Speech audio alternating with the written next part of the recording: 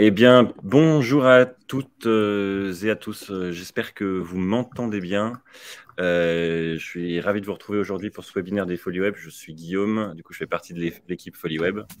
Et on se retrouve aujourd'hui pour une journée spéciale 100% dédiée aux indépendants. Et ça s'appelle Feu de camp. Voilà, donc n'hésitez pas à nous mettre un petit mot dans le chat pour dire que tout se passe bien et que vous entendez bien. A priori, si vous m'écrivez tous bonjour, c'est que vous devez m'entendre, donc c'est une bonne nouvelle. C'est super, merci. Bah, alors vous êtes défoulés là Les sur gens le sont chat. chauds dès le matin, là, c'est plaisir à voir. Hello tout le monde. Super. On voit que les cafés ont déjà été pris. J'espère que vous serez aussi chaud sur les questions. Aujourd'hui, j'ai le plaisir de recevoir 3 pépites. Bon, alors la troisième prend un peu de temps à arriver à peu près, donc il nous rejoindra en cours de route. On a Charlotte de Social Déclic qui est là aujourd'hui, Léonard du coup qui va nous rejoindre, Léonard Laval de Jump, et puis Valentin Decker de Sauce Writing, entre autres, mais Bonjour. pas que. Ils nous parleront d'eux juste après. Léonard a l'air d'être là, mais je pense que Léonard a... il n'a pas encore Léonard activé. a un problème. Ouais. Ah oui, Léonard. Alors Léonard, il faut que tu nous rejoignes en visio. Je vais l'inviter à participer. On va voir ce que ça donne si je fais comme ça. Mince, je crois que j'ai cliqué sur la mauvaise personne. Il faut cliquer sur monter sur scène. Yes, tout le monde a bien ses chamallows. Ça y est. J'attendais c'est super. Au public, tranquillement. Voilà. Eh ben, on a déjà 160 personnes de connectées. On en attend encore au moins 500 en plus. Donc voilà, l'idée c'est qu'on va prendre un temps ce matin, 1 heure tout pile pour parler de comment on trouve ses clients quand on devient freelance. Et du coup, je compte sur tous les 3 là pour nous raconter un petit peu votre expérience. Voilà, on a préparé ce webinaire depuis 2 semaines tous ensemble. Et du coup, ça devrait promettre d'être bien cool. Alors du coup, Feu de camp, qu'est-ce que c'est ? Vous l'avez compris, c'est une journée qui vous est dédiée à vous les indépendants. Alors je sais qu'il n'y a pas que des indépendants aujourd'hui dans le chat qui nous suivent. D'ailleurs, il y a des petits sondages là dans l'onglet sondage. Je vous le mets. Un premier qui vous demande quel est votre statut juridique et un autre qui vous demande où est-ce que vous en êtes dans le lancement de votre activité. Donc c'est dans le petit onglet sondage que vous avez en bas sur la droite de votre écran. Vous avez le droit d'y répondre. Évidemment, normalement, ça devrait fonctionner. Si ça ne marche pas, vous pouvez répondre dans le chat. Et du coup, l'idée de cet événement Feu de camp qu'on a lancé avec Folies Web, c'est de se retrouver tous ensemble entre experts et indépendants pour échanger, partager des bonnes pratiques, des histoires d'indépendants, des tips. Voilà. Alors, on l'a imaginé un peu comme une journée avec les chamallows, évidemment, et du popcorn. À distance, c'est un peu compliqué de le faire, mais je ne vous cache pas que j'en ai là, à proximité sur le bureau. Et j'en profiterai sur la pause pour en manger quelques-uns. Alors, le but aujourd'hui, c'est de repartir avec un bon bol d'énergie, évidemment, et puis de se lancer enfin sur le numérique, adopter les bonnes pratiques. Et pour ça, donc, je vous l'ai dit, on a 3 super invités ce matin et on en aura 15 toute la journée. Juste en intro et rapidement pour vous présenter les Folies Web, parce que tout le monde parmi vous, a priori, ne connaît pas les Folies Web. Qui sommes-nous? Alors, on organise des événements gratuits à destination des petites entreprises pour réussir sur Internet, pour vous aider à réussir sur Internet. Donc, on aborde toutes les thématiques liées au numérique. On fait des ateliers partout en France, donc vraiment dans toutes les régions. On en a de mémoire 300 par an, donc presque 1 par jour, et des webinaires en ligne aussi 100% gratuits sur lesquels on invite des experts de leur métier à venir vous parler de tous ces sujets du numérique pour vous aider justement à passer une étape et à vous lancer. Notre mission, c'est vraiment du coup de vous aider à prendre du recul vis-à-vis de toutes ces opportunités qui vous sont offertes aujourd'hui grâce au numérique et vous aider à atteindre vos objectifs en vous donnant les bonnes astuces et les indicateurs à suivre qui vont vous permettre de vous améliorer. Voilà, alors on a souvent aussi des participants qui nous demandent comment on fait pour organiser autant d'événements gratuitement tout au long de l'année. C'est tout simple, c'est grâce à des partenaires qui nous aident à co-organiser ces événements. Notre premier partenaire, c'est l'AFNIC et Réussir en .fr. L'AFNIC, c'est l'association à but non lucratif qui gère les 4 millions de noms de domaines en .fr, donc les noms de domaines de sites internet. Cette association, elle propose un programme d'accompagnement à la présence en ligne qui est intitulé Réussir en .fr. Du coup, je venais d'en parler, qui a pour objectif de vous aider, d'aider les entrepreneurs à faire les bons choix numériques. Et enfin, et je ne serai pas plus long que ça, notre deuxième partenaire co-organisateur, c'est NeoCamino, évidemment. C'est une solution d'accompagnement et de développement dont la promesse est d'aider les petites entreprises à réussir durablement avec le numérique. Voilà. Eh ben, écoutez, je pense que c'est parti. On est à peu près bon sur le timing. J'ai une grosse horloge à côté de moi parce qu'on a plein de choses à vous raconter ce matin. Et je vous propose, du coup, Charlotte, Léonard, Valentin, de nous dire un petit mot sur ce que vous faites. Et l'honneur aux dames, évidemment, m'oblige à faire que je te demande, Charlotte, de te présenter rapidement. Merci bien. Eh ben, bonjour tout le monde, je vois que vous êtes super nombreux, ça fait très plaisir de démarrer cette matinée avec vous. Je suis donc Charlotte Licher, je suis cofondatrice de Social Déclic. J'habite aujourd'hui et depuis 4 ans maintenant à Aix-en-Provence. Et avant ça, j'ai beaucoup travaillé dans le digital, principalement en cabinet de conseil à Paris sur des sujets de transformation, d'innovation. Et puis, comme beaucoup de gens, j'ai eu une crise de sens, l'envie de retrouver du sens dans mon travail. Et c'est vrai que le fait de devenir maman a un peu accéléré cette envie. Et pile à ce moment-là, des fois, il y a un bon alignement des planètes. J'ai croisé Colline, mon associée aujourd'hui, et on a décidé de cofonder Social Déclic. Et donc, Social Déclic, on aide les freelances, les indépendants, à retrouver du sens et de l'impact dans leur mission. On a un programme de formation et un collectif qui aide les indépendants à travailler avec des associations, des ONG, des fondations, des startups à impact. Voilà, en 2 mots, ce qu'on fait. Super, si merci beaucoup. Questions, n'hésitez pas. Merci Charlotte. Léonard, est-ce que tu veux nous dire un petit mot de Jump? Yes, merci Guillaume. Ravi d'être avec vous tous. Super content d'avoir autant de monde réuni. Nous, chez Jump, on rencontre individuellement beaucoup d'indépendants ou beaucoup d'indépendants en puissance. Notre constat et notre objectif, il est assez simple, c'est de se dire qu'il y a beaucoup de monde qui veulent devenir indépendants, beaucoup aussi qui ont franchi le pas, et c'est certainement le cas d'ici d'entre vous. Mais il y en a beaucoup qui hésitent, et aussi pour des contraintes statutaires. Et notre souhait chez nous, c'est de fluidifier et de permettre à tous les indépendants d'avoir cette liberté qu'on recherche en étant indépendant, mais de bénéficier aussi des avantages des salariés. On va le voir, et notamment les difficultés quand on est indépendant, c'est d'aller chercher ses clients. On doit faire tout, on doit être multicasquette, maîtriser tous les éléments. Déjà, nous, on va essayer de vous dire, essayons de vous affranchir de tous les sujets administratifs, fiscaux, comptables. Grâce à notre statut chez Jump, c'est ce qu'on veut faire, et vous permettre d'avoir les avantages des salariés pour être concentré sur son activité d'indépendant. On va parler de comment trouver des clients. C'est le début et le nerf de la guerre, et essayer de partager ensemble les tips qu'on voit. Nous, on a 1000 clients, donc on voit beaucoup de problématiques et beaucoup de questions et de partage autour de ces sujets-là qu'on va aborder ensemble. Super, merci Léonard. Et puis Valentin, à toi j'allais dire de conclure. Ouais, bonjour à tous. Merci beaucoup. Déjà, merci au Folly Web de créer cet événement qui est génial. Merci d'avoir pensé à nous. Merci de nous inviter. Je pense que Guillaume, il a une grosse journée devant lui. Donc, si on peut tous lui mettre un petit merci et un petit bon courage dans le chat pour bien démarrer, je pense que ça peut être super sympa. Donc, je compte sur vous pour aller encourager Guillaume et toute l'équipe pour la journée. Merci Valentin. Donc moi, c'est Valentin. Mon histoire sur le web, elle a démarré il y a quelques années avec l'écriture, avec la création de contenu. J'ai commencé un peu à écrire par hasard.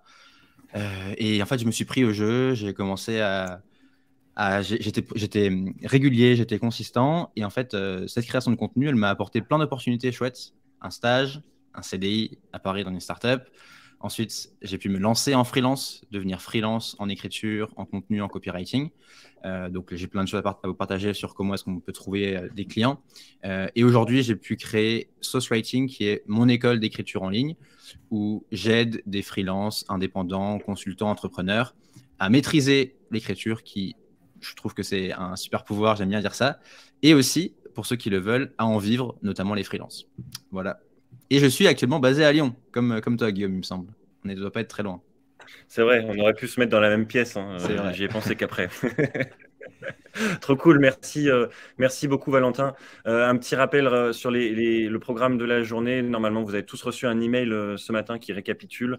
On a eu un petit souci sur le lien de 14h, mais on va vous renvoyer le lien si vous étiez inscrit pour le programme sur la création de contenu. Et voilà, on a un super beau programme avec 15 intervenants. J'ai la chance d'animer 3 des webinaires du jour sur les 5. Donc, vous allez me voir toute la journée. Donc, j'espère que je ne vais pas trop vous saouler, évidemment. Et le concept, comme tous les ateliers webinaires Folie Web, c'est que vous avez un onglet questions dans lequel vous pouvez poser toutes vos questions. Vous pouvez les mettre dans le chat aussi, mais on aura plus de mal à les retrouver. Et à la fin de ces 45 minutes, on prendra 10 minutes pour répondre au maximum de questions. J'espère toutes, si on peut. Et puis, vous aurez évidemment le replay de cet événement qui vous sera envoyé par mail et un petit questionnaire de satisfaction aussi à la fin à remplir, avec notamment toutes les offres de nos partenaires et des intervenants présents aujourd'hui.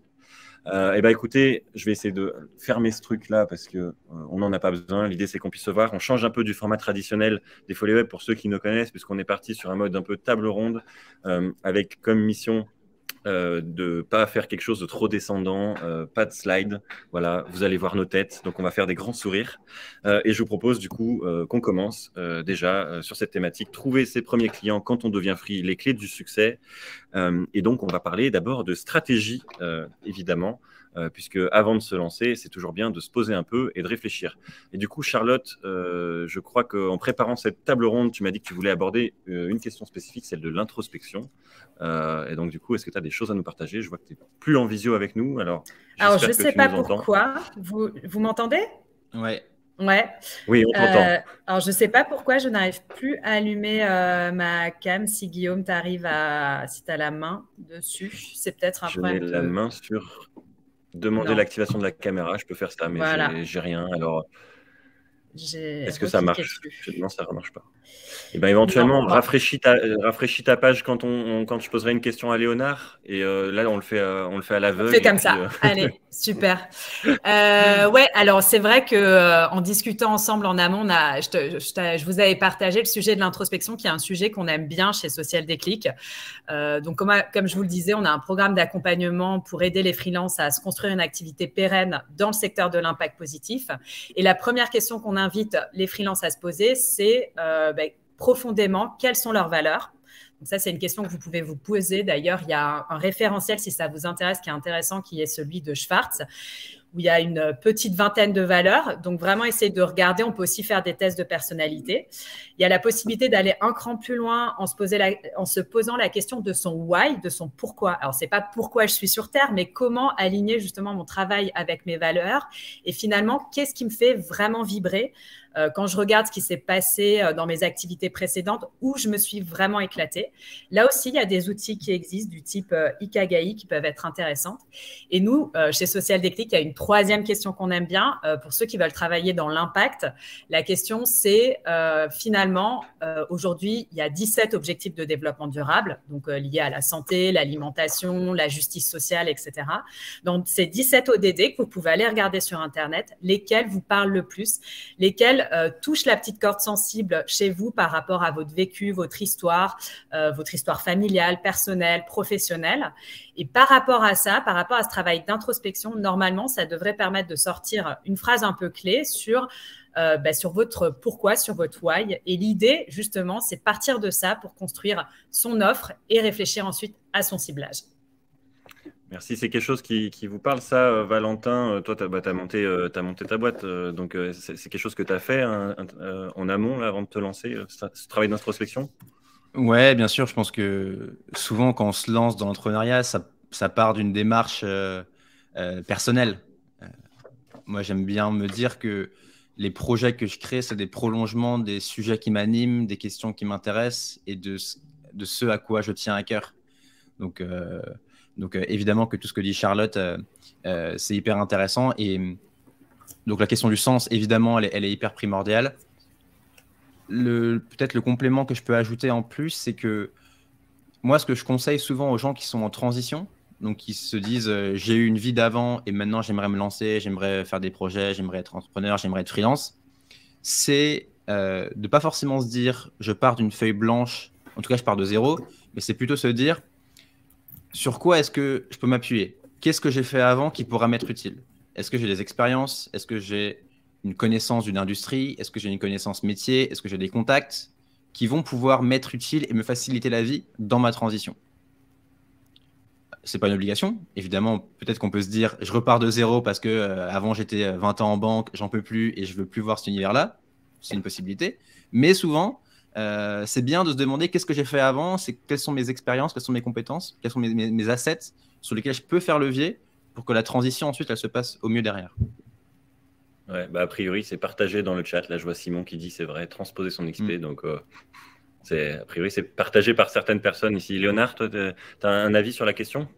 Ouais, complètement. Je rejoins complètement Valentin et Charlotte. Si on est indépendant, c'est qu'on a envie d'aller chercher cette liberté et qu'on est animé par quelque chose. Et donc ça, il faut bien comprendre quelle est cette force en soi et comment après on veut la véhiculer et quelle est la valeur qu'on va créer. Et donc il y a vraiment ce travail très personnel en amont parce que derrière, on va le voir, il y a plein de sujets et nous, souvent, il y a des gens qui disent « Ah, je ne savais pas qu'il y avait autant de choses aussi à faire sur la partie commerciale, sur la partie administrative. » Il y a plein d'autres choses, mais il faut avoir ce moteur, cette essence qui va nous faire avancer, surtout qu'on est seul. On peut s'entourer, on va s'entourer, mais c'est nous qui avons cette force à aller chercher et c'est le plus important. Donc ce travail sur soi-même d'abord, c'est normalement ce qui nous permet de faire le pas, mais il faut continuer à l'alimenter et à venir l'enrichir. Trop cool. Bah, du coup, moi, j'ai une question parce qu'effectivement, bon, il y a ce travail d'introspection, mais après, bon, donc, faut se lancer. Il faut avoir quelque chose à proposer. C'est la question de l'offre parce que souvent, on aborde, avant de trouver ses clients, la question du pricing, mais je trouve intéressant quand même de se reposer sur qu'est-ce qu'on propose, quelle est la valeur ajoutée qu'on veut apporter à nos clients. Et finalement, il y a une question qui revient souvent, en tout cas qu'on me pose moi dans les ateliers que j'anime régulièrement, c'est est-ce qu'il vaut mieux se lancer à avoir un large éventail d'activités dans son portefeuille ou est-ce qu'il vaut mieux peut-être se spécialiser sur un secteur très spécifique ou sur une prestation spécifique pour justement aller trouver ses premiers clients? Est-ce que Léonard, toi, tu es le dernier à parler, je te laisse la parole. Ouais, merci, je peux peut-être partager la vision un peu globale. Nous, chez Jump, on a 1000 indépendants qui, pour continuer leur activité en portage salarial avec nous, ont besoin d'avoir des missions. Et on a constaté là, depuis quelques mois qu'on avait de plus en plus de clients qui n'avaient plus de missions, cherchaient des nouvelles missions, avaient des difficultés et se posent beaucoup de questions et viennent nous voir en disant comment je fais pour trouver des clients, le contexte est plus dur. Et il y a de plus en plus de monde aussi sur le marché. Il y a quand même une concurrence qui existe, ça dépend des secteurs. Et donc, moi, je ne suis pas partisan de montrer une palette très large de compétences. Je pense que, et ça revient à la question du début, qu'est-ce qu'on a envie de faire et où est-ce qu'on va être le plus fort, le plus créatif et avoir le plus de sens. Et derrière, je pense qu'il faut jouer pleinement cette carte-là et avoir, et Valentin il pourra nous en reparler, aussi une ligne éditoriale, une histoire à raconter qui fait sens et qui soit cohérente comme dans toute entreprise. Et donc, nous, on a aussi créé, par exemple, un job board pour essayer de mettre, on a 3000 entreprises qu'on contractualise avec nos indépendants, on a 1000 indépendants qui sont avec nous, pour essayer de voir quelle est l'offre et la demande. Et on a quand même beaucoup d'offres qui existent, qui ne trouvent pas preneur. Donc, c'est tout l'enjeu de cette offre et de cette demande. On a beaucoup d'offres dans la tech.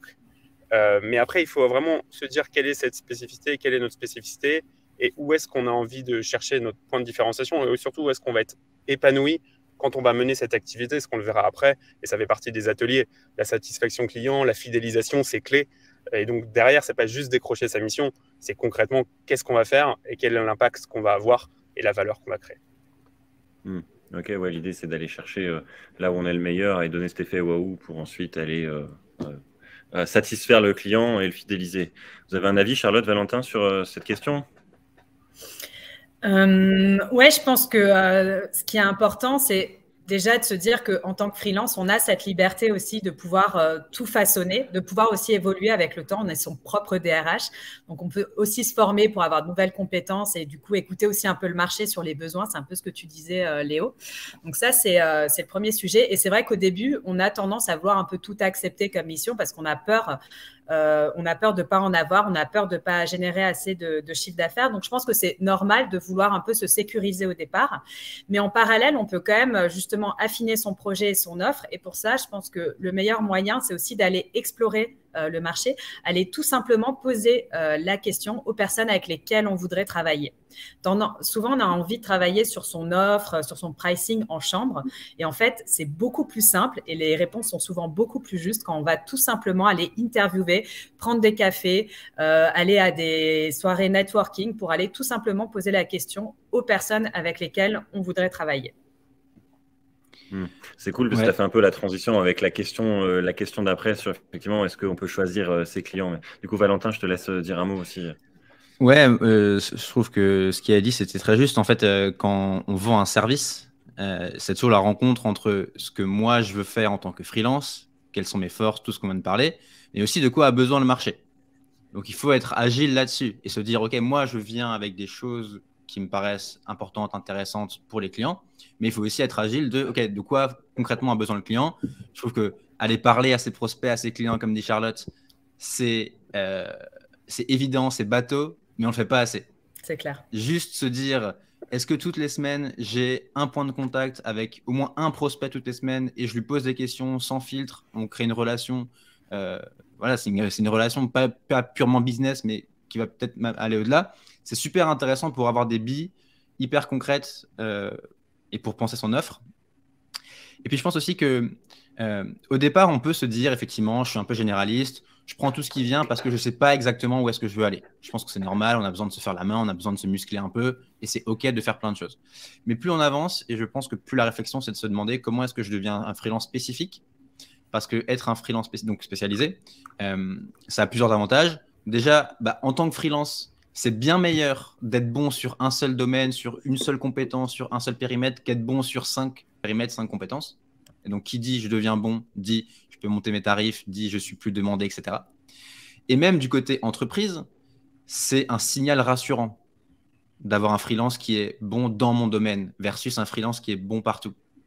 Je trouve que la métaphore du restaurant, elle est intéressante. Si je veux manger des sushis, je vais plutôt aller dans un resto qui fait que des sushis. Un resto qui fait des sushis, des pizzas, des burgers, des bœufs bourguignons, je vais me dire, oula, est-ce que c'est quali? Je ne suis pas sûr. Tu nous donneras tes adresses, Valentin. Mais oui, je vous rejoins en tout cas sur ce point. En entreprise, on peut avoir des profils un peu plus couteau suisse et c'est toujours intéressant d'aller chercher l'expertise qui manque et vraiment très poussée chez un freelance. Et je pense que c'est ça aussi, pour avoir bossé en agence, c'est ça qu'on va chercher quand on recrute un freelance en externe pour une mission en tout cas.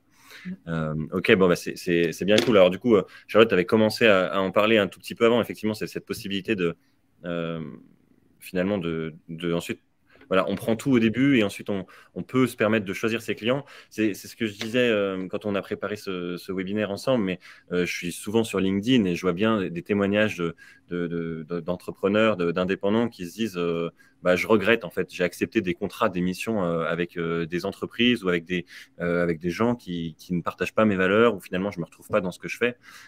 Et du coup, ça c'est un point intéressant, je pense, à aborder ce matin. C'est on va dans cette quête de premiers ou de nouveaux clients. Est-ce qu'on peut se payer le luxe, entre guillemets, de dire non, je ne vais pas travailler avec ces personnes-là parce que je ne m'y retrouve pas? Je pense que déjà, il y a un autre point sur lequel je voulais rebondir par rapport à ce que disait Valentin. Tu parlais d'agilité et ça me fait penser aussi, petit conseil, c'est que souvent les free, au moment du démarrage, veulent avoir tout l'affichage prêt. Avant même d'avoir le premier client. Donc, un site web, un super LinkedIn, un Instagram béton, etc. L'elevator pitch, le leaflet de présentation des offres, alors qu'ils ne savent même pas s'il y a une appétence du marché, avec quelle cible, avant de se lancer. Donc, c'est là où je voulais rebondir sur ce que tu disais, Valentin. Soyez aussi agile, commencez petit et vraiment faites ce travail de navette, d'aller poser des questions, interviewer avant de préparer un site web, une plaquette, les cartes de visite et tout le bordel, parce que sinon, ça va être beaucoup d'investissement et finalement, vous aurez peut-être pris le mauvais chemin. Donc ça, c'est un premier petit truc que je voulais dire. Et le deuxième, par rapport à ta question, Guillaume, il y a aussi quelque chose qui est important, je pense, et qui est plus sur le sujet de le premier démon quand on se lance, c'est aussi soi-même. Et ce que je dirais, c'est un conseil, c'est je ne sais pas si vous l'avez senti pour ceux qui sont déjà en train de se lancer, mais nous, on le voit en tout cas auprès des freaks qu'on accompagne. C'est cet horrible syndrome de l'imposteur quand on démarre. Quand on a eu son CDI, on sait qu'on est bon. On a eu nos boss qui nous l'ont dit. On a eu nos collègues qui nous ont félicité. Mais quand on se lance, ce n'est pas forcément évident. On a l'impression qu'on n'est plus à notre place, qu'on n'est pas assez bon. Et c'est pour ça que souvent, quand on se lance, c'est bien de se lancer là où déjà on est à l'aise. Donc, vous ne mettez pas tout de suite en danger. Tiens, je vais me lancer dans du SEO en même temps qu'être free. Je ne sais pas ce que c'est. Je vais me former au démarrage, c'est quand même un peu casse-gueule et c'est bien d'être sur des compétences sur lesquelles on a on a une bonne assise pour se sentir à l'aise parce que vous le verrez, ou vous l'avez peut-être constaté, d'ailleurs dites-le nous dans le chat, ce syndrome de l'imposteur va très certainement pointer son nez. Donc dans le choix des missions, je dirais qu'il y a aussi rester sur un thème dans lequel on sait qu'on est bon, dans lequel on se sent confiant parce que ça va nous aider à générer du chiffre d'affaires sur quelque chose sur lequel on est plutôt à l'aise. Et après, c'est ce que je disais avant sur le choix. Quand on a fait ce travail d'introspection, de travailler sur son ciblage, de travailler sur le type de mission et le type de structure avec lequel on veut travailler, selon moi, le mieux, c'est vraiment d'avoir une démarche proactive. Et ça ne veut pas dire de la prospection à l'ancienne avec des cold calls que personne n'aime faire. C'est avoir une démarche un peu plus smart comme celle de Valentin, de créer du contenu, etc. pour justement se faire identifier et aller à la rencontre de clients sans avoir une démarche trop cash dans sa prospection. Mais voilà, prendre des contacts, se faire du réseau. Préparer finalement des missions pour lesquelles on a vraiment envie de travailler, des clients avec lesquels on a vraiment envie de travailler. Donc, ce que je dirais en résumé, c'est normal au démarrage de démarrer, pourquoi pas, avec un client qu'on connaît déjà, avec lequel on est confiant pour être sûr de pouvoir générer du chiffre d'affaires, etc. Mais après, c'est assez intéressant de tout de suite avoir une démarche plutôt proactive avec ces questions qui ont été bien posées en amont de avec qui je veux travailler et avec quelle offre pour justement démarrer une démarche proactive de prospection, on va dire, assez fine, tout en finesse, avec un peu d'inbound, un peu d'outbound pour être sûr de petit à petit se constituer un pipe, un potentiel d'affaires qui se fera petit à petit. De toute façon, ça demande quand même un peu de patience, tout ça. Ça fait écho là ce que tu dis, hein. Il y a quand même beaucoup de témoignages là dans le chat. Je vois Audrey là par exemple qui parle de son syndrome de l'imposteur et que c'est quelque chose de bloquant. Et du coup c'est vrai que c'est un sujet qui est récurrent. Ça pourrait même faire l'objet d'un webinaire entier, ce syndrome de l'imposteur, j'ai l'impression. Valentin, toi du coup tu as un peu avancé dans tes différents projets, mais du coup tu as cette technique-là, quoi, de se dire je me suis fait une offre bien précise et du coup je choisis aussi mes projets parce que des choses qui me font vibrer plus que d'autres. En fait, c'est beaucoup une question de pouvoir de négociation. Quand on démarre en tant que freelance, quand on se lance, qu'on n'a pas d'expérience, qu'on n'a pas beaucoup de choses à montrer, le pouvoir de négociation, il n'est pas en notre faveur. Il est plutôt en la faveur du client. C'est pour ça que on a tendance à peut-être prendre des missions qui nous intéressent peut-être moins, qui sont moins dans l'ikigai, dans toutes ces choses-là dont parle Charlotte. Parce qu'il y a aussi une nécessité qui est, pour vivre dans une activité, il faut que je fasse du chiffre d'affaires. Et il y a un peu ce truc-là auquel il faut aussi se confronter. Une fois qu'on a dit ça, je pense qu'effectivement, l'objectif de tout freelance, de toute entreprise, c'est d'aller essayer d'augmenter son pouvoir de négociation, d'aller mettre en place des choses, des stratégies, des tactiques qui vont faire qu'on va vouloir bosser avec soi en tant que freelance. Le contenu, l'inbound, j'ai vu qu'il y a des questions là-dessus dans le chat, le fait de créer du contenu, le fait de partager ce qu'on fait, ce qu'on est, nos compétences, ce qui nous intéresse, éventuellement nos passions, etc. C'est un moyen de commencer à être identifié, à être référencé comme un acteur du domaine, un freelance du domaine. Et donc, c'est un moyen aussi d'attirer des clients à soi. La réflexion des clients, elle va être se dire, OK, j'ai besoin de créer du contenu sur ma thématique, sur la santé, sur l'industrie, peu importe. À qui est-ce que je vais penser? Et si en tête, j'ai un freelance qui fait du contenu là-dessus, en fait, je vais penser à lui. Et donc là, le pouvoir de négociation, il va commencer à se répartir davantage du côté du freelance. Ok, d'accord. C'est quelque chose que moi, ça me parle, hein, effectivement, parce que j'en ai fait un peu du contenu dans mes expériences précédentes. Et effectivement, le fait que les gens viennent à toi, c'est toujours plus simple que d'aller les démarcher et du coup d'être dans la position faible, entre guillemets, évidemment. Trop cool. Bon, je vois le temps qui passe. Alors du coup, j'aimerais qu'on aborde un autre sujet qui est celui du pricing. Du coup, on en parlait un tout petit peu avant. C'est vrai que souvent, on parcourt les plateformes de freelancing, par exemple Malte, Fiverr et compagnie, et on a des prix qui sont totalement différents, des TGM qui sont totalement différents. Et je sais que c'est une question que se posent beaucoup d'indépendants et de gens qui se lancent. C'est finalement comment je fixe mon prix, et notamment quand on prend en compte ce syndrome de l'imposteur. Est-ce que on n'a pas tendance parfois à se dévaluer un petit peu et du coup on va vers des prix au rabais par rapport à ce qu'on vaut vraiment sur le marché. Valentin, je sais pas, c'est une question que tu t'es posée, j'imagine toi aussi, quand tu as lancé ton école Sauce Writing, mais aussi quand tu as fait d'autres missions à côté. Comment on fixe son prix? Le prix, je pense que c'est l'une des questions les plus difficiles parce que ça touche à plein de sujets et on entend, si on est sur LinkedIn, on voit beaucoup de gens qui ont des prix extravagants et ça a l'air facile. Sauf que le prix, c'est un sujet qui touche à la confiance en soi, qui touche au syndrome de l'imposteur. Parce que quand on affiche un prix, c'est pas tout de balancer un prix, mais il faut pouvoir le dire en face d'un client, il faut être solide, il faut pas trembler pour le dire. Et il faut aussi être confiant dans sa capacité derrière à délivrer ce qu'on vient de vendre. Donc, je pense que sur le prix, il n'y a pas vraiment de mystère. Quand on démarre, on démarre avec un prix qui n'est pas forcément le plus élevé. C'est, je pense, comme beaucoup de choses. On va démarrer avec un prix. Effectivement, il y a beaucoup de choses. Il y a des plateformes où c'est vraiment sous-payé. Dans la rédaction web, dans l'écriture, il y a vraiment de tout. Moi, j'aime bien dire qu'en dessous de 200 € de taux journalier moyen, c'est très compliqué de développer une activité rentable de freelance. Quand on enlève les frais, les charges, l'URSSAF, les impôts, etc., c'est pas possible. 200 € pour moi, c'est vraiment le plancher auquel les freelances devraient aspirer à démarrer. Et après, il y a une quête de constamment, comment est-ce que j'augmente ce tarif-là? J'augmente parce que je progresse. J'augmente parce que je crée des effets de levier. Je crée du contenu éventuellement qui va me rendre crédible. J'augmente parce que à chaque mission, j'ai ce petit réflexe de me dire, OK, là, je vais essayer de chercher 10% en plus sur la facture. Je vais essayer d'augmenter mon tarif. Et puis, en fait, le prix, c'est un facteur de plusieurs éléments. À quel point est-ce que la mission elle est importante pour le client? À quel point est-ce qu'il a besoin des compétences que vous avez? Il ne faut jamais oublier qu'en tant que freelance, vous résolvez un problème pour un client. Donc, il faut être capable de bien l'articuler, de bien mettre des mots dessus. À quel point est-ce que vous avez justement cette expertise qui est pointue? Donc, tout ça, le prix, c'est un facteur de tout ça. Moi, je viens de compléter Guillaume sur la partie. Souvent, nous, on a beaucoup de freelance parce que notamment le portage salarial, le modèle qu'on propose, il a un coût. C'est l'indépendant qui doit apporter les charges patronales, les cotisations salariales, etc. Mais souvent, on oublie de prendre la vision de l'entreprise.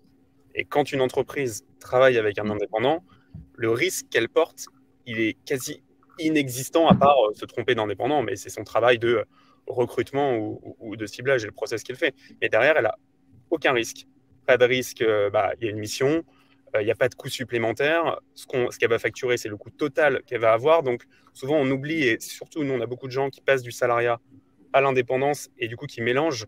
Et ce qu'il faut regarder, c'est qu'est-ce qui va vous rester à la fin net de charge. Et c'est ça le plus important. Il faut comparer par rapport à ce que vous aviez avant. Et du coup, on a tendance à s'auto-censurer parce qu'on prend un mauvais prisme. Et du coup, il faut inverser le sujet et prendre le prisme du coût pour l'entreprise, du risque qu'elle a, qui est très faible par rapport à d'autres choses, et du besoin, ce que disait Valentin, du besoin et souvent de l'urgence qu'on est en train de résoudre. Et nous, le risque en tant qu'indépendant, c'est justement de ne pas avoir de besoin à résoudre. Et donc, c'est nous qui pallions ça avec un manque d'activité. Et donc, il faut jouer sur ce côté non cyclique et sécuritaire et compenser dessus. Oui, bien compris. Charlotte, tu as une question, je vois qu'elle est là depuis un petit moment, donc si tu as envie de donner en une minute la définition d'inbound et outbound, vas-y, fais-toi plaisir. J'avais répondu dans le chat, mais pour dire deux mots, l'idée quand on est free, c'est essayer de mixer un petit peu les deux, sans non plus démultiplier les canaux, le contenu, etc. Parce que quand vous aurez plusieurs missions potentiellement et pas mal de prod à faire, ça va être compliqué d'être partout. Et nous, on le voit, il y a de plus en plus de burn-out chez les free, donc faites attention aussi, faites aussi l'écologie de vous-même. Mais grosso modo, l'idée, c'est l'inbound marketing, c'est cette stratégie de créer du contenu. Ça peut être un blog, un podcast, tout simplement une ligne éditoriale bien soignée sur les réseaux sociaux, versus l'outbound, où c'est vous qui allez avoir une démarche proactive de prospection, de réseautage. Et donc, l'idée, c'est d'avoir un bon mix. Et nous, ce qu'on dit, c'est 1 ou 2 réseaux où vous allez vous investir, mais pas plus, parce qu'à un moment, on ne peut pas être partout. Et pareil, sur l'inbound, essayer de choisir ses canaux par rapport à sa cible, réfléchir vraiment à ceux qui sont performants. Donc ça, c'est le mot pour inbound, outbound. Je laisserai Valentin et Léo compléter. Valentin, on parlera un peu après. Ouais, de toute façon, ouais, c'est prévu au programme. Et juste un petit mot aussi sur les pricing pour ceux qui sont intéressés justement sur le secteur de l'impact, qui ont envie de développer leur activité en travaillant pour des associations, des coopératives, des fondations ou même des startups à impact. Souvent, quand on a envie de faire l'impact, nous on le voit avec les FRI qu'on accompagne, on a un peu envie de se brader parce qu'on se dit, je veux participer à un monde meilleur, je suis un peu prêt à tout pour le faire. Et nous, ce qu'on constate, c'est que c'est pas nécessaire. Il n'y a pas besoin d'avoir un tarif à moins 50% pour travailler avec une association. Ils savent trouver des subventions, ils savent trouver l'argent pour vous payer raisonnablement. Donc, soyez vigilants à ça, c'est vraiment important parce que ce qui est mal payé ou pas payé n'a pas de valeur. Donc, ça aussi, on l'a vu, les gens qui se sont trop bradés, souvent, en face, il y a eu de l'insatisfaction par rapport aux clients. Donc, ce qu'on dit, c'est que vous pouvez, je vous donne 2-3 petites astuces. La première chose, c'est que vous pouvez, pourquoi pas, proposer un tarif solidaire, mais l'afficher en tant que tel pour que le client soit éduqué par rapport à cet effort que vous faites sur le budget. Et donc, ça peut être 10-20%. Vous pouvez aussi, pourquoi pas, offrir 1 ou 2 jours sur un forfait. Donc, ça, c'est une possibilité. Vous avez aussi la possibilité, certains pratiquent le prix libre. Alors, ça, il ne faut pas le faire tout le temps, mais il y a vraiment des FRI qui arrivent à le faire, qui disent, pour une structure à impact, je fais la mission, je vous explique combien vous auriez dû payer et après, vous me donnez ce que vous voulez.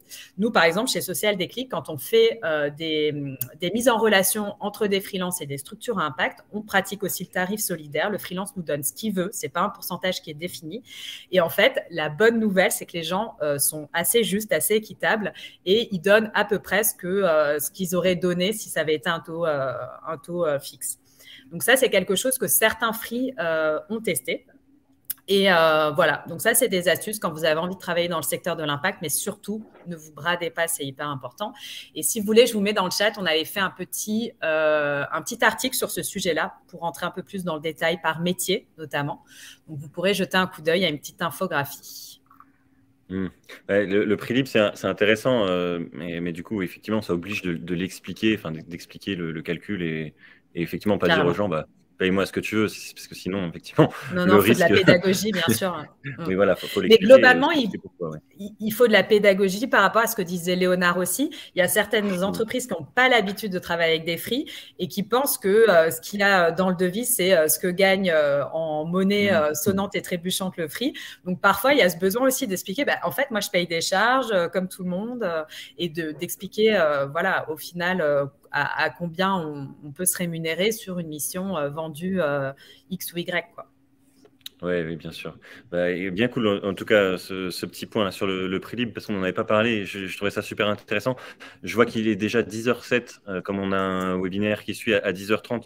Je propose qu'on aille directement là sur le sujet de la visibilité, parce que c'est aussi une question. Là, on a beaucoup parlé stratégie, voilà, comment on va vraiment lancer son truc bien carré. Mais bon, trouver des clients, il y a quand même cet aspect de aller faire de la prospection, avoir de la visibilité en ligne, etc. Et du coup, j'aimerais qu'on aborde ce sujet rapidement, mais du coup correctement. Léonard, je sais que vous faites des présentations souvent sur ce sujet et vous avez une phrase que vous sortez souvent, c'est « Ne mettez pas tous vos œufs dans le même panier ».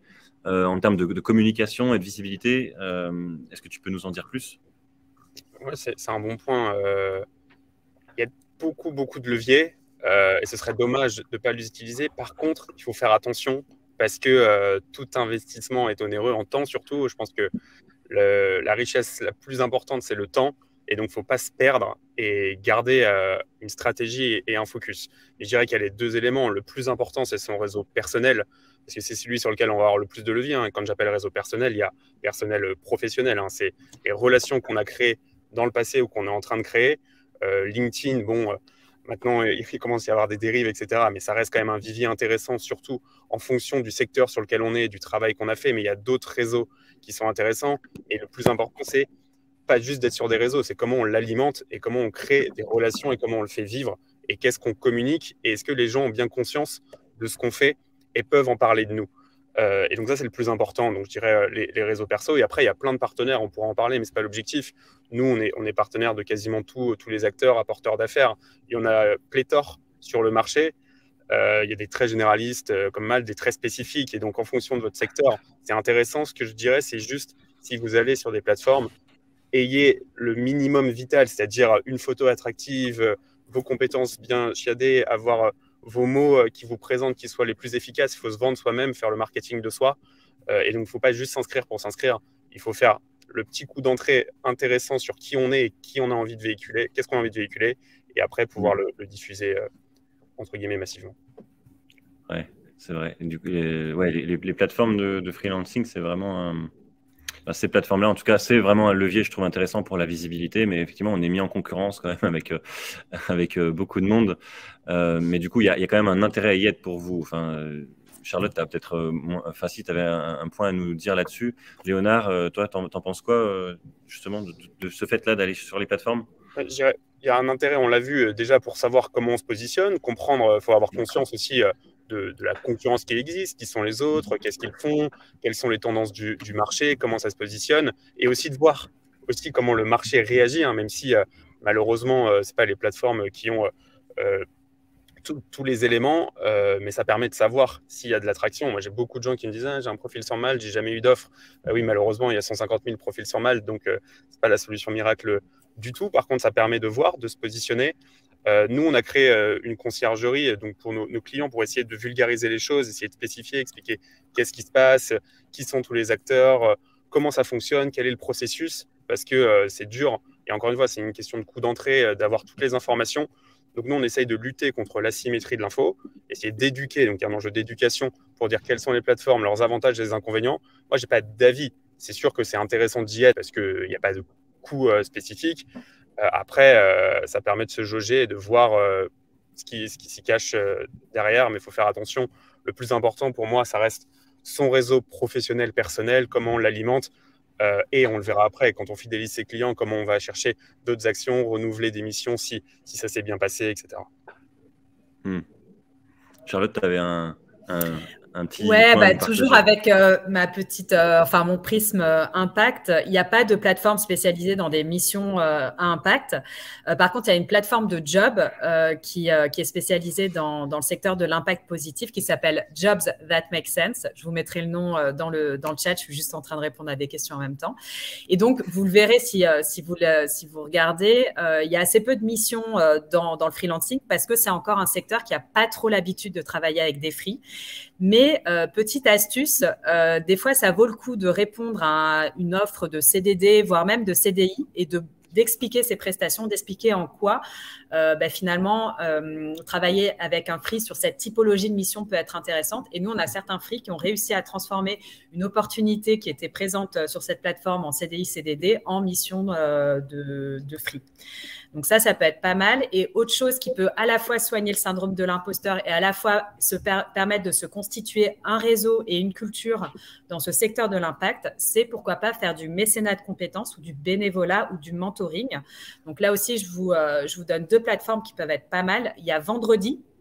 Donc, vendredi, quand on est une asso, on peut poser des besoins et c'est en général des missions assez courtes. Ça peut être une charte graphique, ça peut être une stratégie RP. Bon, là, on est sur relation presse un peu plus long, mais ça peut être intéressant.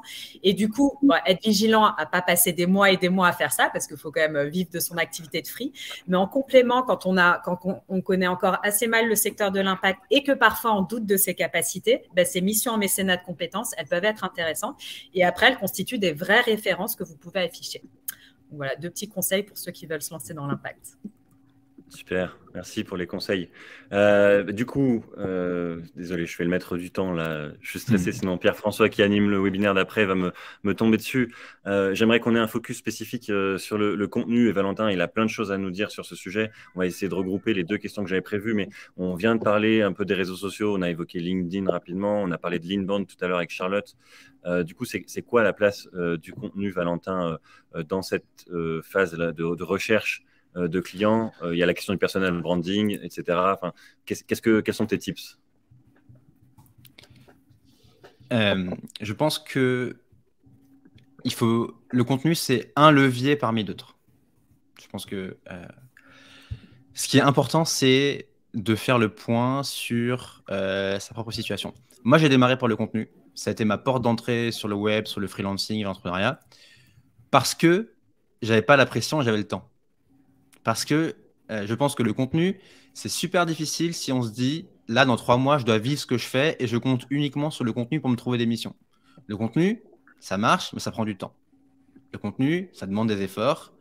Il faut être prêt à s'investir pendant 3 mois, 6 mois, 1 an pour que ça génère des résultats solides. Donc, si ce temps-là, on peut le faire en parallèle d'un job, en parallèle des études, comme c'était mon cas, c'est génial parce qu'il n'y a pas de pression et on peut y aller, on peut avoir le temps de progresser. Le contenu, c'est aussi un sujet de compétence. Hein. C'est pas tout de créer du contenu, il faut que ce soit intéressant, il faut attirer des gens, il faut que ça génère des réactions. Voilà, c'est toute une sphère, une compétence à maîtriser. Donc, c'est pour ça que je dis que c'est un levier parmi d'autres. Si vous avez davantage de pression financière, donc se dire, OK, là, j'ai quitté mon job, il faut que je génère des revenus sous 3 mois, le contenu, c'est peut-être pas la meilleure option à activer. Ou en tout cas, moi, j'y réfléchirais sérieusement. Donc, le contenu, c'est une option parmi d'autres. Je pense que si on a un besoin de court terme, les réflexions à mettre en place, c'est plutôt de la prospection. C'est plutôt des choses liées à son réseau, c'est être sur des plateformes, des trucs qui vont pouvoir permettre de décrocher rapidement des missions.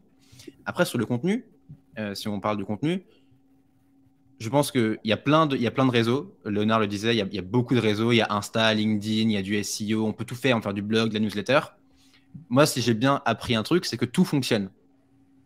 Moi, dans mon domaine, il y a des gens qui font que du SEO. Il y a des gens qui font que du Insta. Il y a des gens qui font que du LinkedIn. Et tout fonctionne. Mais ça fonctionne à une condition. Qu'on le traite sérieusement, qu'on y va à fond, et surtout, qu'on ne se disperse pas. Le piège, c'est de tout voir, de dire « Ah, mais je vais faire un compte sur Insta. Ah, je vais faire un compte sur LinkedIn. Ah, je vais faire un blog aussi. » Ça ne marche pas. Parce que vous allez disperser vos efforts, et c'est le meilleur moyen que rien ne prenne vraiment. Par contre, les gens qui fonctionnent, c'est des gens qui se disent « Je vais prendre un canal, un moyen. » Ça peut être le SEO, ça peut être LinkedIn. Et pendant 3 mois, je vais faire que ça, je vais y aller à fond. Si on parle de LinkedIn, c'est un super canal, Léonard le disait. LinkedIn, la stratégie, c'est quasiment un post par jour. Si vous faites un post par jour pendant 3 mois, 6 mois, c'est à peu près certain que ça génère des opportunités. Mais il faut le prendre sérieusement. Ouais, il y a des beaux résultats. Là. Je vois pas mal de... Je suis quelqu'un que j'ai rencontré à Paris qui s'appelle Linda Trine, qui a monté des restaurants d'avocats à Paris. Et effectivement, en 4 mois, elle a fait fois je sais plus combien sur son compte LinkedIn et elle a créé un super réseau. Et du coup, au-delà de ses restaurants, ça lui a permis de créer une base de données et d'aller se lancer en indépendant justement sur de la communication à côté et voilà, d'avoir une activité complémentaire. Encore, et LinkedIn, effectivement, c'est tous les jours de la régularité et des publications qui, encore une fois, ont du sens. Hein. Il ne suffit pas de publier pour publier, mais raconter des choses qui sont intéressantes. Ouais, et aussi interagir. Et ça prend un peu de temps tous les jours, mais c'est hyper important. Et c'est ce que j'allais répondre à Jamila qui dit qu'elle a un compte LinkedIn, mais qu'elle regrette un peu le résultat. Et aussi, travailler son audience, rajouter des gens, demander des gens pour faire grandir son audience, parce que plus on aura d'audience, plus on aura des performances meilleures et un taux d'engagement qui sera meilleur aussi. Bah, ça tombe bien, c'est le sujet LinkedIn juste après, là, dans 10 minutes, que va aborder Pierre-François avec ses invités. Donc, on va pas trop s'étaler dessus. Il y avait une question sur le réseautage aussi. Je sais, Léonard, on en avait beaucoup parlé quand on a préparé ce webinaire, mais effectivement, il y a la visibilité en ligne, mais il y a aussi rencontrer des gens en vrai. Oui, complètement. Je dirais, c'est marrant, c'était une étude de Malte en 2022 qui disait 74% des freelances trouvent leur mission grâce à leur réseau personnel. À voir ce qu'on entend par réseau personnel. Et souvent, mais on oublie. Et donc sur LinkedIn, c'est quand même un réseau professionnel qui permet de faire des annonces. Nous, on a beaucoup de gens qui passent du salariat à l'indépendance. Il faut l'annoncer, il ne faut pas avoir honte, justement. Il faut l'annoncer pleinement et dire ce qu'on va faire, dire la direction qu'on veut avoir et avoir des call to action clés. Mais donc déjà, les emails d'annonce, le post LinkedIn de changement de job, ça paraît évident, mais ça doit être bien maîtrisé. Il ne faut pas avoir peur de le faire et qu'on se lance. Et derrière, il faut pouvoir s'entourer. Hein. On le sait, la difficulté de l'indépendance, c'est parfois d'être seul. Et là, il y a plein de choses. Un réseau, ça s'alimente, ça se constitue, ça s'enrichit. Et donc là, c'est pour ça, réseau personnel, qu'est-ce qu'on entend? Est-ce que c'est un réseau d'il y a 10 ans? Est-ce que c'est un réseau qu'on a créé là, en ce moment? Là, vous pouvez échanger. Je vois plein d'éléments de message LinkedIn qui passent de profil et c'est très bien. Prendre un café, aller dans des coworking. Nous, c'est marrant, les cofondateurs de Jump, ils se sont rencontrés sur un espace de coworking et ils ont monté la boîte ensemble parce qu'ils avaient 2 projets différents. Puis ils ont échangé, ils se sont dit, en fait, c'est peut-être un projet C qui va arriver. C'était pas tracé, c'était pas imaginé. Et donc, encore une fois, moi je dis toujours que la vie, elle est faite de rencontres. Et quand on est indépendant, on est libre mais on est seul. Et il faut aller s'entourer. Il y a plein de choses là, de collectifs. Parfois, le problème des réseaux, c'est d'être parfois impersonnel. Et il faut quand même garder le contact avec les gens, même si c'est en digital, et créer du lien et prendre du temps. Encore une fois, hein, la ressource la plus importante, c'est le temps. Il faut faire des choix, ce que disait Valentin, et des choix alignés avec ce qu'on veut, ce qu'on a envie aussi de faire, et le sens qu'on donne à ces journées. Moi, je me dis souvent, à la fin de chaque journée, qu'est-ce que j'aurais pu faire de différent et qu'est-ce que je ferai demain, du coup, en conséquence pour apprendre chaque jour. Apprendre 3 choses par jour, c'est un beau mantra. Charlotte, tu voulais rajouter quelque chose peut-être? Non, je partage complètement ce que dit Léonard. C'est clair que nous, on le voit aussi avec les freaks qu'on accompagne, c'est qu'on trouve quand même beaucoup de missions par son réseau, donc il faut le soigner. Et quand on dit réseau, c'est pas forcément que des clients et des prospects, ça peut être des pairs. Donc, Léonard, tu parlais de collectif. Nous, chez Social Déclic, on a un collectif et de plus en plus, les gens se filent des missions entre eux. Ça, c'est la première chose. Et la deuxième, tu le disais aussi, Léonard, pourquoi parfois ça peut être aussi parce qu'on est au bon endroit dans un espace de coworking. Et alors, de nouveau, petit tips pour ceux qui veulent travailler dans le secteur de l'impact. Ce qui est vachement bien aussi, c'est tout simplement de s'engager auprès d'une association, par exemple, parce que là aussi, on va se constituer un réseau spécifique au secteur de l'impact et rencontrer pas mal de gens qui grenouillent dans cet univers-là. Et à titre d'exemple, les freaks qu'on accompagne, il y en a beaucoup qui sont engagés auprès de la fresque du climat, la fresque du numérique, par exemple. Je ne sais pas si vous connaissez. C'est des ateliers d'intelligence collective sur les enjeux climatiques et sociaux. Et donc, voilà, il y a aussi ce genre de choses qu'on ne fait pas forcément pour faire du réseau, mais qui permettent quand même de faire du réseau. Ah, trop cool, merci. Alors malheureusement, il est 10h21 déjà, effectivement, on savait que ce serait long, qu'on n'aurait pas le temps de tout dire. Donc on prendra les questions là sur les 5 dernières minutes, on va essayer de le faire en express. On a parlé un peu de fidélisation tout à l'heure. Léonard, je ne sais pas si tu veux redire un mot dessus ou si on creuse un tout petit peu plus la prospection ou si vous arrivez à vous partager un peu le temps avec Valentin là rapidement pour dire un petit mot de fidélisation et à côté aussi de la prospection, quelle est la bonne position qu'on adopte? Moi, je peux dire un mot en 15 secondes sur la fidélisation. En fait, fidélisation, c'est aussi, il y a beaucoup de missions qui peuvent être renouvelées, où il y a, moi, ce que j'appelle un peu l'upsell, mais des missions qui peuvent être complémentaires. Par exemple, je sais pas, si vous êtes développeur de site web, il y a plein de choses qui peuvent être faites en termes de maintenance, en termes de compétences. Donc, il y a des choses à aller chercher derrière. Mais le plus important, c'est la satisfaction client, parce que derrière, ça ouvre plein de portes. C'est aussi des petits mondes du réseau qui vont en parler, ils vont vous recommander, aller chercher la recommandation. Donc moi, je dirais, la fidélisation, c'est clé. Donc faire parfaitement ce qu'on fait, mais pour avoir de l'impact. Et fidéliser un client, ça coûte 5 fois moins cher qu'en acquérir un nouveau en termes de temps, d'énergie et d'investissement. Donc vous allez me retenir comme monsieur chiffre, mais c'est pas mal. Merci, c'est très bien les chiffres. Moi, j'aime les chiffres aussi de temps en temps. Et du coup, pour finir, parce qu'on l'a abordé rapidement tout à l'heure, on a parlé d'inbound, de contenu, mais il y a aussi cette question là de l'outbound, d'aller vers justement ces prospects, ces futurs clients. Valentin, tu as quelque chose à nous raconter là-dessus, je crois. Ouais, la prospection, c'est un sujet qui fait peur à beaucoup de monde, j'ai l'impression. C'est un peu le loup blanc, tout le monde sait qu'il est là, mais personne n'ose vraiment y aller, et personne n'ose se lancer. Déjà, la première chose, c'est que quand on regarde n'importe quelle entreprise, n'importe quel secteur, elles ont tout un pôle commercial, un pôle pour aller chercher des clients. Donc, il n'y a pas de raison que pour un freelance, ça serait différent. C'est possible de faire autrement, mais je tiens à rappeler ça. La prospection, l'avantage que vous avez en tant que freelance, c'est que vous n'avez pas besoin de 100 clients. En freelance, il vous suffit de 2, peut-être 3 clients par mois pour avoir une activité qui tourne. Et ces 2 ou 3 clients, vous n'allez pas les trouver en faisant une prospection massive en mode bourrin où j'envoie 100 messages sur LinkedIn, j'automatise des trucs, etc. Une bonne prospection, c'est une prospection qui est ciblée, qui est très personnalisée et vous allez faire un vrai effort de avec qui est-ce que je veux travailler, avec qui est-ce que je vais cibler. Et je dis un petit mot là-dessus parce que je vois que Guillaume a disparu. Je vais me meubler en son absence. Une bonne prospection, c'est il faut avoir l'attitude d'un médecin. Le médecin, il fait un diagnostic. Il met le doigt sur les symptômes, il fait un diagnostic et il propose un remède. C'est exactement pareil pour vous en tant que freelance.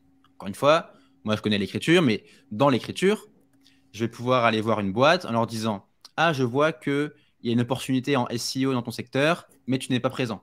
Ah, je vois que ton concurrent, il est sur LinkedIn, toi, tu n'y es pas. Ah, je vois que tu gagnerais à créer une newsletter. Donc là, je mets le doigt sur des symptômes, je fais un diagnostic. Voici ce que moi, je pourrais te proposer. Voici la proposition que moi, je pourrais te faire.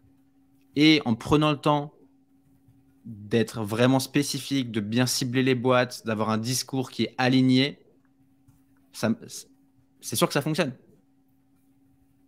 Ça fonctionne pas quand on le fait un peu, on bourrine des grosses bases email, ça marche pas. Surtout pas pour des freelances. Ce qui marche, c'est se dire, ah, il y a cette boîte-là, j'ai vraiment envie de bosser avec elle. Comment est-ce que je peux lui proposer un truc qui va créer un effet waouh? Comment est-ce que je peux mettre le doigt sur quelque chose, un problème que je pourrais résoudre chez elle?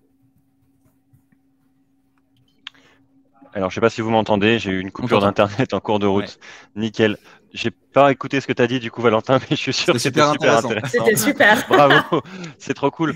Du coup, il nous reste tout pile 5 minutes pour les questions. Alors, je sais que vous avez déjà commencé à y répondre dans l'onglet questions et je vous remercie parce qu'effectivement, on n'aura pas le temps de tout aborder. Je sais pas si vous voyez là des questions particulières sur lesquelles vous avez envie de revenir. Je vous avoue que là, faire le tri, c'est un peu compliqué. Charlotte, ouais, tu as quelque chose toi? Moi, je veux bien rebondir sur une petite question. Ouais. J'ai eu des questions qui parlent de Malte, est-ce que c'est bien, etc. sur les plateformes. Les plateformes, comme l'a dit Léonard, ça ne coûte rien d'y être, d'avoir un profil clean, d'avoir un profil pro, d'afficher ses services. Donc, des plateformes comme Malte, il y en a plusieurs. Soyez dessus, mais pour autant, c'est quelque chose que vous ne contrôlez pas. Vous ne contrôlez pas le flux de missions qui vient à vous sur Malte. Donc, s'il y en a, c'est super. Et je connais des gens qui trouvent des super missions grâce à Malte. J'ai plein d'exemples. J'ai aussi plein d'exemples de gens qui ne trouvent rien grâce à Malte. Donc, n'attendez pas des plateformes que ce soit le Messi. Soyez dessus, mais mettez en place d'autres choses en parallèle. Trop cool. Quel conseil pour trouver les coordonnées de ses contacts? Merci. Ah, la question du scrapping, entre autres, enfin sous-entendu peut-être, de Sandra. LinkedIn, c'est très bien pour ça. Après, tu as des outils pour trouver des adresses email qui ne sont pas très compliqués, mais LinkedIn, c'est une bonne première base. Trop cool. Et alors, je ne sais pas si tu as abordé la question, il y a une question intéressante, moi on me la pose souvent, c'est, même si elle est assez simple, mais c'est comment on sait sur quel réseau se trouve notre cible?